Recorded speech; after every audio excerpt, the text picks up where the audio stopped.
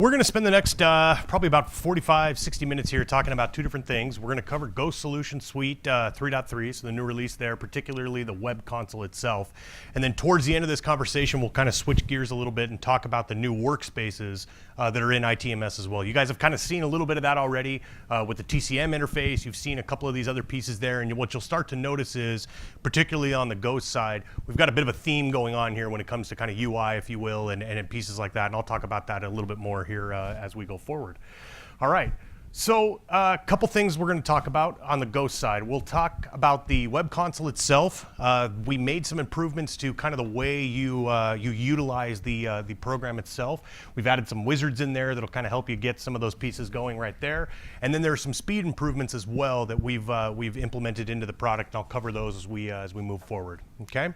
So first, let's talk about the web console here itself. So you may have heard a peer of mine, David Evans.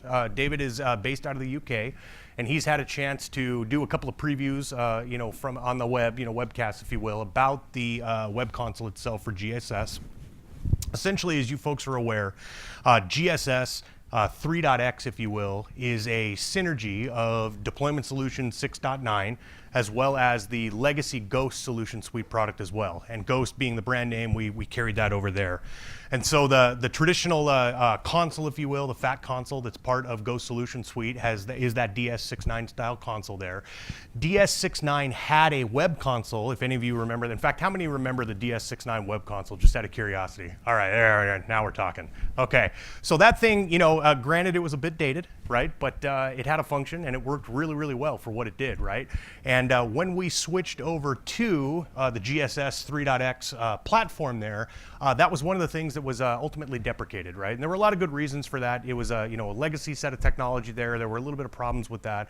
But nevertheless, there is a very valid use case for having a web-based console, if you will, for managing this particular application set. And so David and the engineering team spent a lot of time designing this really from the ground up to try to make this the right user experience. And just like everything else, this is a journey that we're on. So there's more to come with this. So some of the pieces we'll talk about today, are definitely not finished. There's a lot more we're going to work on there. But let's dive in here. So this is very much a new console. It's built on our HTML5, so it's browser agnostic, which is fantastic to hear about. Hopefully you're seeing a theme there with a lot of the controls that we're putting in place there. It handles multiple users simultaneously, right? Now that's something that may seem like is kind of not that big of a deal, right? But again, the FAT client, the current GSS 3.0 Win32 client, if you will, if I can call it such a thing, only handles a couple of connections at a time, right? And so what's happening right now is most customers who are having to leverage that console are, RDPing into the box that is the GSS console, and then they're loading up a separate instance of that, and the thing just doesn't like having too many people in there, right? The other methodology they're taking advantage of is they're actually installing the remote console itself on a system, and then they're remotely connecting to that.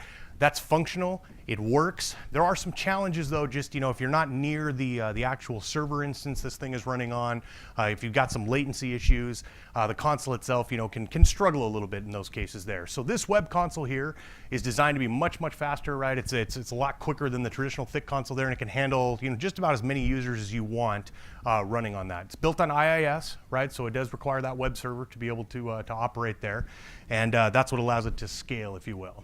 Okay.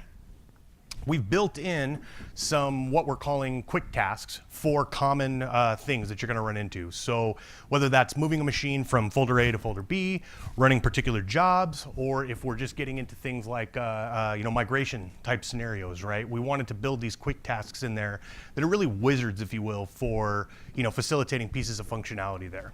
Okay. And then as far as the user experience itself is concerned, just by virtue of the fact that we've redesigned the UI itself and built it on that HTML5 platform there, the experience is just, it's night and day in reality in comparison to what you're used to there. And so when I get into the demo here in a few minutes, we'll actually kind of walk through that a little bit and you'll see how that looks and how it behaves there, okay? All right, so here's an example, and I'm gonna run you through a couple of screenshots here just because the demo kit that I have doesn't have as much interesting data as I would like in it. So we'll start with some static screens, just to kind of give you an idea of what's going on, and then we'll see a couple of things live here. But you can see on the screen, this is what the computer view itself actually looks like in here. So on the left-hand side of the screen, you'll notice you have that familiar kind of groups and folders tree, if you will, that's part of that classic GSS experience there. On the right-hand side, you have access to some very basic inventory information about the resource you're looking at. You can search through a list of jobs and you can actually see which jobs and particular tasks have been targeted against that individual resource itself right there, right? Very straightforward, very easy to use there. The idea behind this interface is kind of twofold, right? One is to, obviously bridge the gap and bring some freshness, if you will, to the product itself. But a lot of our GSS customers, and I'd be curious to know in the audience how many of you fit this bill as well, kind of have this concept, if you will, of the administrator that runs the application itself. And then you have these kind of frontline workers, if you will, right? So these are your level 1, your level 2 type people. Maybe they're the help desk, something like that. And so you want to be able to give them access to use the tool, but you don't necessarily want them messing around with the actual product itself, right? And getting into the guts of the thing, to blow something up. And the beauty of something like a GSS product is its ability to reach out and touch something very, very quickly, right? With very low overhead. But that's also potentially problematic, right? May or may not have been part of an experience where somebody, did an image all, right, and dropped it on the all computers folder, right, and may or may not have blown a network up, right? I mean, we all have kind of stories where things like that have happened over the years. And so the reason I'm bringing that up is this web console is permission based. So now you have the ability to actually take those level 1 workers, right, put them in a particular group, give them access to certain resources, scope out certain jobs that they have access to, so you can avoid them running into situations like that, hopefully, right? Okay. So, as I mentioned, on the left side, right, you got that familiar look and feel with the jobs and tasks view. You've got the jobs and folders down below on the bottom left there that you can run through. That inventory status kind of hangs out on the right-hand side there, so you'll get a really good idea of what's going on. This little icon, that's the computer with the green ring around it, that's actually context sensitive as well. So if the machine is logged in, you'll get that little user icon, right, so you can kind of see what's going on there. So there is some bit of live feedback. Excuse me. And then you also have the ability to easily schedule jobs, right? So within the context of the screen that we were looking at there is a schedule jobs link right there for that individual resource. So these workers, or you in this case, can take a look at, machine A and say, hey, I need to, run a migration on this or perform some scripted task, right? GSS, is used for a multitude of different things. And so you can do that right from this individual place there. You can search through those jobs and tasks and run them that way as well. And then if you wanted to look at various other pieces available as well. So, upgrade status, if you will, of the particular agents themselves, or job status, right? And then look at the which systems have been targeted by a specific job, or folder and what have you there. And so, again, the idea behind this was we wanted to take the traditional GSS DS administrator, right, introduce them to this web console, but do it in such a way that it didn't require an obscene amount of training, right? We didn't want you to have to relearn a new tool. So just about anybody should be able to pick this up and move forward with that, okay? Within individual jobs, you have the ability to see the tasks that are listed there, right? So we can kind of drill into those and see what's going on, right? As far as, file copy, whatever it is you're doing, running scripts, so on and so forth. We can look at the job execution itself. Every single task that is executed, we actually keep track of that as well. So there is a log, and the admins have the ability to look at that transaction history there. I'll show you a screenshot of that here in just a few moments. So let's talk about some of these quick tasks. So out of the box, this is what you're going to see, right? So we've got scheduled jobs, we've got move computer, we've got some in-place upgrades, and we've got some deploy and configure options as well. What's nice about this is, from an iteration point of view, we're going to be expanding on this. So one of the things we're working on that I'll talk about here in the next couple of slides is a wizard that will let you do something like a gold image capture, right? So it'll take you through the process of saying, let me do a scripted OS install, let me deploy something like Windows 10 or Server 2016, here are all my configure points that I want, and then now that that's out there, I want you to capture that back up and I want to turn that into my gold image, right? Those are the types of wizards and experiences that we want to build into the product to give you folks the ability to do that without really having to think about, the complexity involved in this, okay? So we'll dig into these a little bit more here. Let's talk about the scheduled job one. So again, if you're familiar with GSS as it stands today, this is going to be very familiar right here, right? You have the ability to look at the list of jobs that are on the screen there. We do denote, via the icon, whether we're looking at a folder that contains, a series of actions, or we're looking at an individual job that you can run and execute there. You can select one or multiples of these, and they kind of drop into a shopping cart, if you will, and then you can go ahead and execute those against, a client or series of clients there. Depending on where you're at in the console, if you run the scheduled job wizard from the individual computer, like we saw a couple of screens back, the assumption is that we already know what the target is, right, at that point. So we're not going to make you go repick that target again. If you start with the job scheduling wizard, then one of the next steps will be, okay, now that you've chosen your job, where do you want me to actually run this, right? So again, very wizard driven there, okay? As I mentioned, you can select multitudes of these, right? So we can go through that, and you can search, whatever you need to there, which is really handy when you're going through a couple of these. The parameters around scheduling jobs, and this is where we kind of get into this admin level 1 worker view here.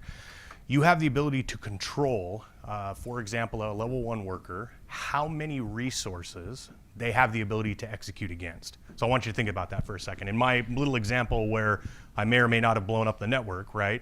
If I was controlled down to say, you can only target, as many as 5 or 10 systems at any given time for a particular action or event, that would have caused some damage still, but it wouldn't have been widespread across the entire network, right? So this gives you, as the administrator, the back-end administrator, if you will, the ability to kind of put some control points in for some of those level 1 workers, depending on what's going on there. So maybe you do have some jobs, some scripts, some tasks, whatever those may be, that potentially are destructive, and you still want these folks to execute those, but you want to maybe limit some of that exposure right there. So this is something you can configure. For some organizations, 50 or 100 might be a perfectly appropriate amount. In other organizations, you may only want some of these people to, execute 1 or 2, resources at any given time, right? It all is going to depend on how you want that configured and set up. After all that's complete, you're simply, pick what you need to and go, right? You can schedule these to run in batches, just like you can with GSS, the fat console, if you will. So if you want to do 500 resources, but do in groups of 25, knock yourself out. We tried to port that functionality over as much as was possible there. On the move computer side, you have the ability to move computers within the various groups inside of DS, right? Or excuse me, GSS, I keep saying DS, the folder structure there, right? So it's very common from a GSS point of view to target a job at a parent level folder somewhere, right? You organize everybody by, department, or you organize them by, imaging bench or operating system, whatever that may be. And so you may want to move a resource from one folder to another in order to adjust, some of your dynamic targeting and things of that nature there. You're able to do that via the wizard right here, right? And be able to take care of that, okay? All right. So some of the other pieces here, the admin quick tasks, if we will, right? We've got some new pieces available, as far as the admin side of the house goes. I mentioned the in-place upgrade was something that was available there. We tried to make this as wizard-driven as possible. As you are painfully aware, I'm sure, Windows 10, Windows 8, those folks may have made the sysprep process a little challenging, to say the least sometimes when it comes to kind of deploying these things and configuring them. So as part of this wizard process, we tried to put all the checkboxes and all the different areas in here that would make your life a lot easier. There are quite a few places we can make some improvements on, right, and expand on and add some additional control points, and we do plan on doing that in the future when we get to that point as well there, okay? And then, of course, just deploy image, right? I mean, that's probably one of the most basic tasks that you would ever want to do, right? Is I've got my image, I know where it needs to go ahead and push that back out and make it happen, okay? Some of the additional pieces of functionality like the DS remote control hooks, right, which enable the remote desktop connections and things of that nature there. Those are the types of things you'd see us add in the future into the quick tasks there, okay? Any questions before I jump forward here a little bit? So is there a way to customize the quick tasks based on the needs of the individual organization? So great question. The answer in the moment is no. But in the future, what we would like to do is create this kind of concept of a, think of a widget almost, right? A widget library where you have all these different tasks that are available. And you as admins would be able to pick and choose what you need, kind of stack them together, and then create a container where one of those quick tasks would live. That is the absolute vision that we're marching towards there. There are some nuances to that. It's a little more challenging than it sounds, but doing something like that is very much what we'd like to try to do, to answer your question. Yeah, great question there. Anybody else? Great question. So the question was around whether or not there's direct integration between the GSS product itself and the ITMS product, as far as, image sharing and what have you there. Not directly, no. So the images themselves, since they're based on the Ghost format, of course, are portable between the two different systems themselves. The consoles themselves are separate. The process is separate. The jobs and tasks still remain separate, right? The architecture between the two of those are quite a bit different. But I realize I'm on camera here, so I'm gonna, kind of do a hint, hint, wink, wink, if you will. You'll notice that the UI is maybe a little familiar with some of the other things we've seen, the last day or so. And so there may or may not be a possibility in the future where we, connect and stitch some of those pieces together to make it much more transparent, much more universal. So I'm gonna leave it at that for now, and we can talk about that when we get there. Hopefully that helps a little bit. All right. So let's jump into the activity monitor here. So one of the challenges that the traditional GSS console has had is, particularly in the case where you have multiple administrators, right, which is very common, one of two things occur. Either A, everybody has a local admin account or a domain admin account or an imaging admin account, right, that they use to access the GSS console, in which case people are running jobs left and right. Nobody really knows who did what where, right? If you're a reasonably small organization, or you're limiting your GSS product and installation to, an imaging lab or a deployment bench or something like that, it's not usually a huge deal to run into a situation like that. But if you're actually using this widespread in the organization, right, and you're really managing lots of other, activities and things like that, the concept of auditing becomes very, very important, particularly when somebody presses the wrong button, right? Or when you're curious as to why certain things are behaving a certain way, right? So GSS does kind of keep track of that a little bit, timestamp some stuff in a couple of different places and what have you there. But because we're now running off of this web console, or we have the ability to do so, we're able to kind of keep track of who's logged in a much more uniform fashion, if you will. And that allows us to keep track of the activity summary in a much more uniformed way. Okay, so what you'll notice is if you're an admin and you log into the web console, you will see an activity summary list for all folks or all users, if you will, who have taken actions on any particular resource or jobs or changes or whatever that may be. If you are, again, like a level 1 worker, going back to that, you would only see that task history for yourself and what you've run into there, right? So it's a way for you to really segment, to kind of segregate some of that information, just to make it a little more digestible. Make sense there? Question, yeah. So it was the question was if someone deletes the job that was run against a particular computer, does that delete the activity from the activity log? And the answer is no. In fact, the activity log will note that they deleted the job as well, so you'll actually be able to see that. So no more sneaking around like the rest of us used to maybe do here and there, right, with some remote commands there. Can't do that anymore. You'll get caught. But yeah, great question. Okay. All right. So let's see here. Let's jump forward here a little bit to a couple more settings. I mentioned the maximum number of computers that someone would have access to. So you'll see that there available on the screen.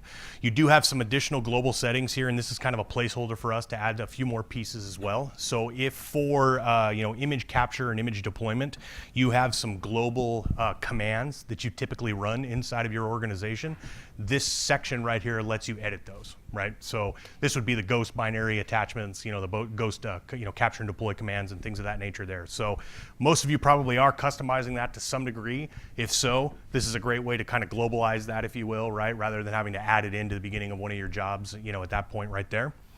There are a couple other pieces in here in terms of what to do when creating an actual job. Are you manipulating an individual IPickC package? Is that something you want to customize? Do you want to use the default IPickC setups that are in there?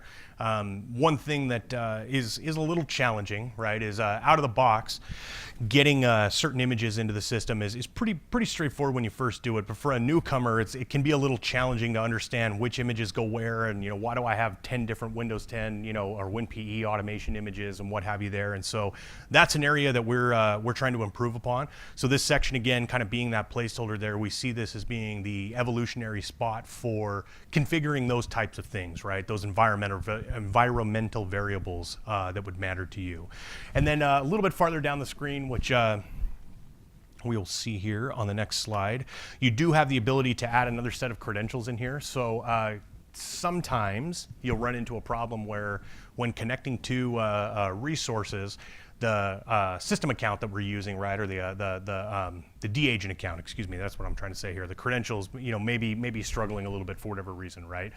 This is an area where you have the ability to create a put a set of read-only credentials in that can actually access Active Directory that will help, kind of enumerate some of those pieces there. And I won't go into a ton of detail, but we have some white papers on that, and a couple of folks have run into some issues, kind of globally managing some of these pieces with rights, and this is a way to kind of facilitate that and help us out there. Okay. All right, speed improvements. So IPickC is probably the biggest one we've talked about here. Brian mentioned it a little bit during the What's New presentation we talked about yesterday.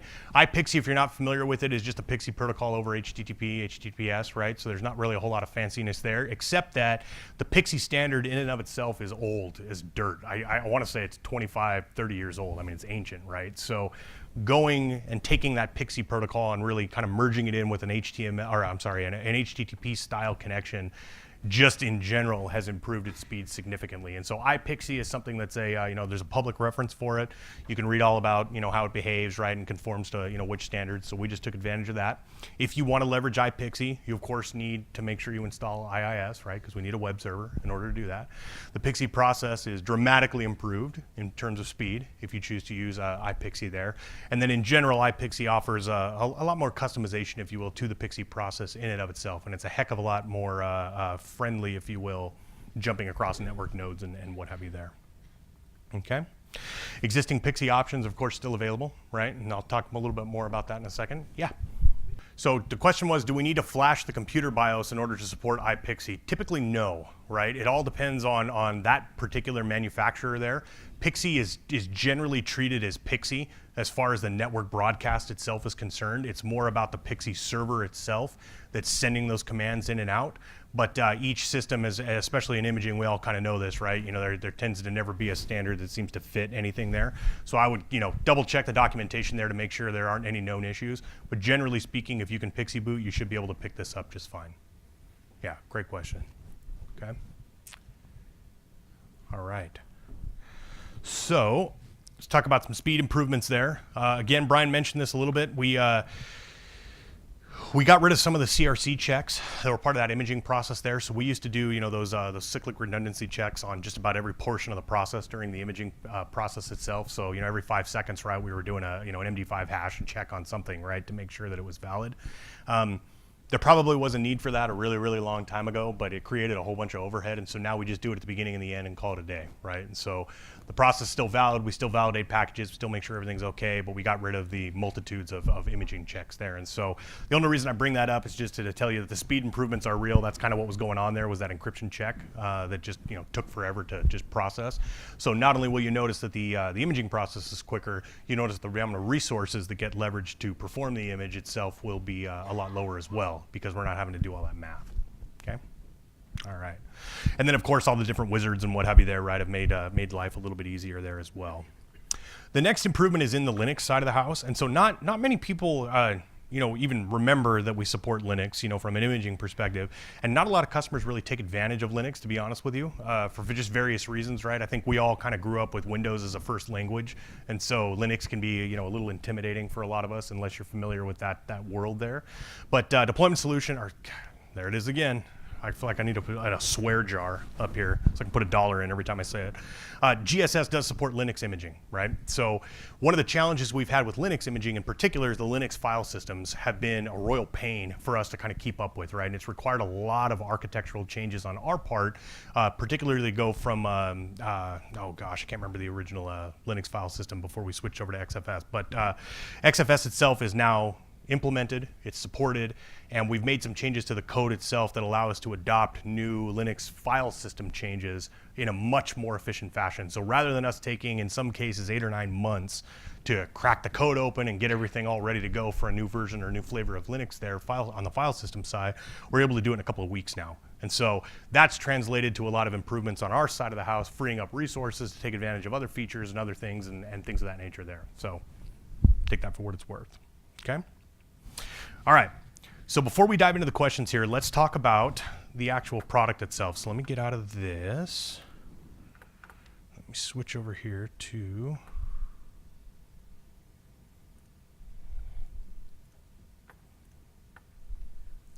GSS server. Hopefully we're able to see this okay. All right, so I want to be clear about a couple of things that we didn't really cover in the presentation. I wanted to make this a little bit more interactive here. When you install Ghost Solution Suite, you still have the Win32 console that I'm bringing up right now. Currently, we do not have any intentions to replace the Win32 console. This thing isn't going away. We're not adding new features to the web interface and not adding them to the classic interface. We're not playing that game at all just yet, right? In the future, it may make sense for us to port some of those pieces over and then just go straight to an HTML style interface, web-based interface. But at this point, that's not, there's some nuances to that. So I want to make sure everybody's kind of clear on that, right? And for some of you, that may be a good thing. Some of you may be excited by that. Some of you may be upset about that. It's okay either way. We're with you, the whole way, either way you look at it. So anything you are doing today, and this is what I want to stress, is still available in the GSS 3.3 release, right? So whatever process you were following, whatever jobs and tasks you were running, you name it, process stays the same. In addition to what stays the same, you now have access to the web console if you choose to use that, okay? The web console itself does not get installed by default, all right? So when you open, when you open the installer, let me run this here, and go through the typical installation here, right? You can choose your simple, your custom, so on and so forth here. We've added some buttons for checks, right? I think these were a while back here, but you'll notice down here I've got the ability to look at whether or not IIS and .NET Framework is installed, right? Those are requirements for the web console itself, right? So if those aren't available, just go back and add them real quick, and then you'll be able to proceed with the installation at that point and get the web console going, okay? The base GSS requirements stay exactly the same. So anything you were doing before, like I said, just keep doing it like normal. GSS really doesn't require a whole lot other than a server to run off of, right? IPickC is a different argument, if you want to go ahead and install that. And then the other piece here is if you want the actual web console, currently it lives in the component installation. So even if you do a custom install right now, you still will not see the option for the web console just yet. We're testing a couple of things out, and eventually that'll make it into the core installation as a a checkbox item in there. But just if you go hunting for it, know that you'll need to go into the component installation itself. When you do that, you'll see, excuse me here, one more. The wizard gives you the option of choosing the web console, which is listed right here, okay?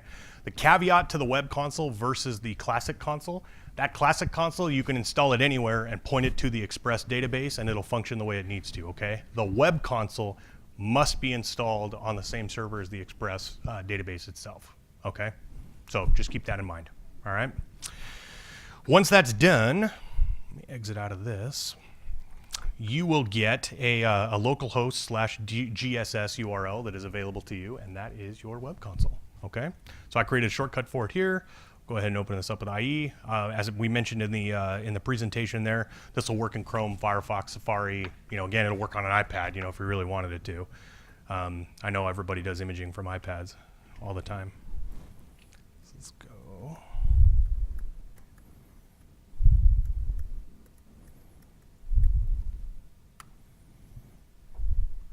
And there you go. So there's your GSS console, right? This, even though the web server itself is running on the GSS server itself, obviously you can access it from anywhere, right? So not a big deal having it installed in one place versus another. Once you're in here though, you can do everything that we just talked about, right? So all the rights controls, all those happen in here. You create the users and groups in the classic console, and then they have access to it here via Windows authentication. You can see the various pieces of activity summary. As I mentioned, I don't have a ton of data in here, so it's not the most interesting thing in the world to look at. But this is where the quick tasks themselves will actually live. So if you wanted to do an in-place upgrade, right, you can click this and just kind of get started with what it is you're looking to do. I also mentioned, just as a reminder there, for some reason like this Windows 10 or in-place upgrade, say you didn't want those level 1 workers to have access to that, totally okay. Just scope them out of it. You won't have any problems there, okay? And other than that, that's, to be quite honest with you, just about it. So, again, just a couple of caveats here. Not replacing the classic Win32 console at all. There are still some activities that you absolutely will have to get into the classic console in order to perform, right? Maintenance tasks, certain administrative functions, what have you there. This is designed really for that actionable kind of frontline worker base, if you will, or those admins, that want to just take advantage of the web console itself. Okay. One of the other features that is built but is not currently implemented in the product is the ability to manage multiple GSS servers from a single web console directly. So we've tested that out. Like I said, it's just not part of the code just yet. But in theory, if it was implemented here on the left-hand side, you would actually see, a list of GSS servers, and you'd be able to pick which one you want, right, and manage it appropriately, right? So if I have 50 of these things, I could start with one and, do whatever I need to do. That in and of itself is rather functional to be able to do that, but we actually want to take it a step further, and we want to take the web console and have it aware of, say, all 50 of those and kind of amalgamate them into a single UI. And you can run a job against 10 machines, and we'll let the web console figure out which GSS server it actually needs to talk to execute that job. That's the goal there. We think that'll be a much more functional approach, but obviously that's going to take a little bit more time to make sure we get that right. Don't cause any issues there. So, sounds like we may have a question here. So, is this running on the .NET Core on the back end? Great question. No, it's running on the regular old .NET framework. I think it's 4.5 is what it's running on. It's not the, when you say core, you're not talking about the open source one. You're talking about just .NET, right? Clarify that for me. I'm just curious what web server it's running on. Yeah, so IIS and .NET 4.5, 4.6. Oh, okay, so it is IIS. Yes, okay. IIS and 4.6. Yep. Okay. Yeah. Sorry, we talk about .NET so many times, I start to get a little cross-eyed sometimes as to which is which.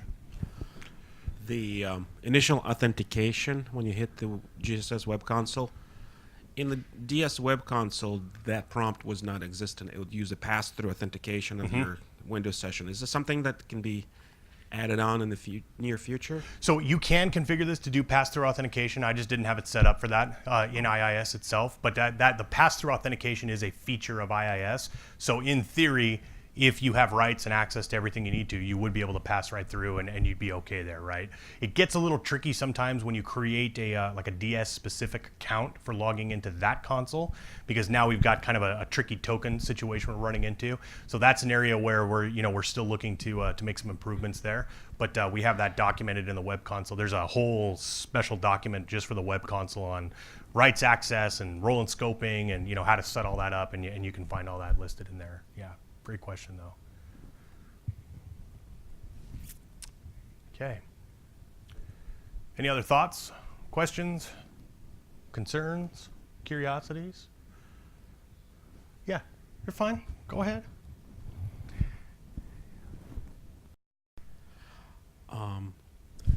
The supporting files like AX import, AX export, and a few other things, and that are Express Share tools. Have they been updated to reflect newer version of GSS? That's a great question. I don't know the answer to that one. So everybody heard that there as far as some of the tools there. I know that the engineering team and my peer David Evans would definitely know the answer to that. We're always making tweaks and improvements, particularly with different OS support, right? So that tends to be the trigger for any updates, if you will, to some of those tools there, unless we're talking about some kind of a feature improvement, right? If it's a feature style, then we're not really concerned with the OS itself so much as the feature and getting that in there. So I couldn't tell you specifically, but I can find out for you. Yeah. All right. Everything else looking good? Okay. All right. So, again, going with the $1 million questions here. Are we on the right track with this kind of stuff? With these new UIs, these new consoles, these HTML5s, the browser agnostic approaches, the lack of sexy ActiveX controls in Java. Unless you guys want that back, we can put Java right back in there if you want. Just anybody raise your hand. So okay, all right, I figured. But no, that's good. So again, I don't want to beat the dead horse, so to speak, but I want you to see that there's a theme here. We've really tried with this 8.5 release. We've got our hands in a lot of different cookie jars this time, more so probably than any other release in the last 5 or 6 years, if you will, right? And so all these different pieces, right, are working towards the same goal there, which is to make your lives a lot easier and a lot quicker. To learn more, visit go.symantec.com/manage.